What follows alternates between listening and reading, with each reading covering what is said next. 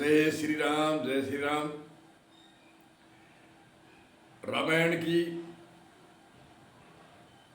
गाथा हम सुनते हैं। तुलसीदास जी ने बड़ी भी त्याग तपस्या करके रामायण की रचना करी। रामायण से हमें प्रेरणा मिलती है इस लोक में कैसे जीना है। तो रामचंद्र जी मर्यादा पुरुषोत्तम थे। परिवार की मर्यादा बताई, समाज की मर्यादा बताई, शासन की मर्यादा बताई और जीवन जीने की कला सिखाई। अनेक तरह से ये सभी गाथा जानते हैं। रामचंद्र जी का अयोध्या में दशरथ के कुल में अवतरण हुआ। नैमित्तिक अवतार थे। पार ब्रह्म परमात्मा की शक्ति थी और मर्यादा, धर्म की मर्यादा स्थापना करने के लिए रामचंद्र जी का त्रेता युग में अवतरण हुआ। दुष्टों का संहार, भक्तों का उद्धार और धर्म की स्थापना, मर्यादा की स्थापना, परिवार के साथ में कैसे रहना, माता पिता की आज्ञा कैसे पालन करना, भाइयों के साथ में कैसा बर्ताव करना और प्रजा के साथ में कैसे, और राष्ट्रीय शासन कैसे, और राष्ट्र के पड़ोसी देशों के साथ में कैसे मित्रता आदि आदि। राष्ट्र की मर्यादा, समाज की मर्यादा, परिवार की मर्यादा, अनेक तरह से मर्यादा रामचंद्र जी ने जो भी सिखाई वही भाषा तुलसीदास जी ने एक रामचरितमानस के नाम के राम का चरित्र है और मानस ये रचना करी। तो इस सारी रामायण का अध्यात्म का सार है और परलोक का मोक्ष मुक्ति का सार है। वो गरुड़ जी और कागभूषण जी के संख्या समाधान, गरुड़ जी संख्या करता है और कागभूषण जी उनकी संख्या का समाधान करते हैं।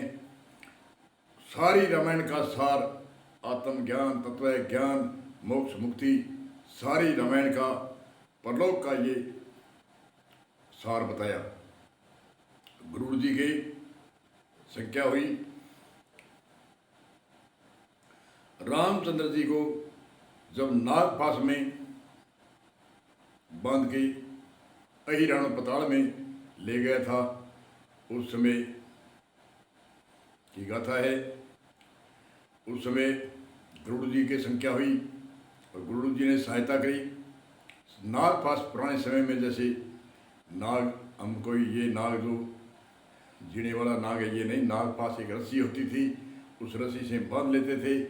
और जैसे आजकल हथकड़ी की बेड़ी की सुविधा हुई, उससे पहले नागपाश से मोढे से लेकर हाथ और ऐसे बांधते थे जिससे मनुष्य कोई निकल नहीं सकता। तो नागपाश समझाने का तरीका है। नागपाश से बंधे और गरुड़ जी ने कि गरुड़ जी के सर्पों का दुश्मन होता है। गरुड़ जी सर्प को मार देता है, कितना भी भयंकर सांप हो, गरुड़ जैसे मोर है वो सांप को मारता है। इसलिए रामायण में कथा है कि गरुड़ जी ने नागपाश को काटी और राम मुक्त हुए। उससे संख्या हुई कि मैंने ये काम किया। इसी तरह से हमारे गुरु शिष्य के भाव में ये समझाने की प्रेरणा है कि गुरु कोई कारण से कोई मर्यादा है रखता है, फिर भी कोई कारण से कोई होता है, उसमें संख्या नहीं होनी चाहिए। इसलिए ये उदाहरण समझाने के लिए है। दृष्टांत हमेशा ही झूठा होता है, सिद्धांत पर ले आने से वह सच्चा होता है। सच्चा उसका सिद्धांत उसका सच्चा होता है, दृष्टांत समझाने के लिए झूठा भी हो सकता है, सत्य भी हो सकता है।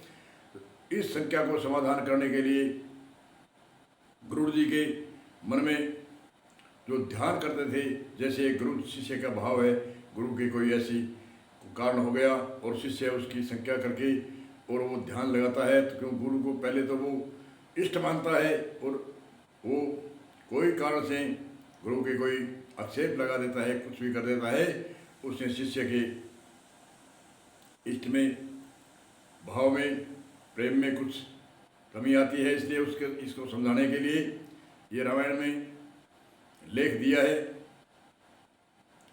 तो वो ध्यान करते थे गरुड़ जी, तो उसका ध्यान टिकता नहीं था।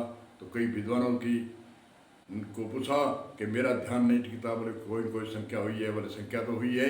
तो संख्या का समाधान सत्संग में ही होता है और कहीं नहीं होता। सत्संग वो है जो हमेशा सत्य का अनुष्ठान होता है, जहाँ सत्य का निर्णय होता है, असत्य की छंटनी होती है। वहाँ आपको जाने से आपकी संख्या दूर होगी। उस टाइम में ऋषि काकभूषण जी कोई महान ऋषि थे और रोज़ाना हर नित्य सत्संग होती थी। सेवक दूर दूर से आते थे और सत्संग चर्चा होती थी, सत्संग सम्मेलन होता था। तो किसी विद्वान ने, ऋषि मुनि ने कहा आप गरुड़ जी आप काकभूषण जी के पास में जाओ। तो काकभूषण जी के पास रवाना हुई। कहते हैं, उपमा करते हैं, उपमा है भी सत्य। कह वो संख्या थी, वो काकभूषण जी का जो क्षेत्र था सत्संग का, जो वायुमंडल में उसका प्रभाव था, वहाँ जाते ही बिना पूछे ही वह संख्या दूर अपने आप ही होगी। इसलिए वहाँ जा कर के कई रोज तक गरुड़ जी ने काकभूषण जी से ज्ञान की चर्चा करी, संख्या का प्रश्न किए। तो काकभूषण जी और गरुड़ जी की संख्या समाधान का ये सारी रामायण का अध्यात्म ज्ञान का ये मूल रामायण का अर्थ है। इसमें गरुड़ जी ने काकभूषण जी से 7 प्रश्न किए, उससे पहले भी चर्चा करी। तो उन 7 प्रश्नों में सारी रामायण का सार आ जाता है। इसलिए रामायण तो हम ऐसे तो जानते ही हैं कि रामचंद्र जी का जन्म हुआ, फिर राज तिलक मिला, फिर एक बारी विश्वामित्र ले गए, आदि आदि वनवास गए, अमुक अमुक स्थान में गए और सीता की चोरी हुई और रावण के साथ में लड़ाई हुई, बीच बीच में जो भी गाथा है ये तो मौखिक में आम जो वास्तवमान है उसके सब याद है। जो घट रामायण है इसको हमें समझना जरूरी है। इसलिए काकभूषण जी की और गरुड़ जी की संख्या का समाधान सुनेंगे तो हमारी भी संख्या दूर होगी, इसमें निश्चय नहीं है। इसलिए आगे इस सूत्र में, अगले सूत्र में बताएंगे। बोलो जय श्री राम, जय श्री राम।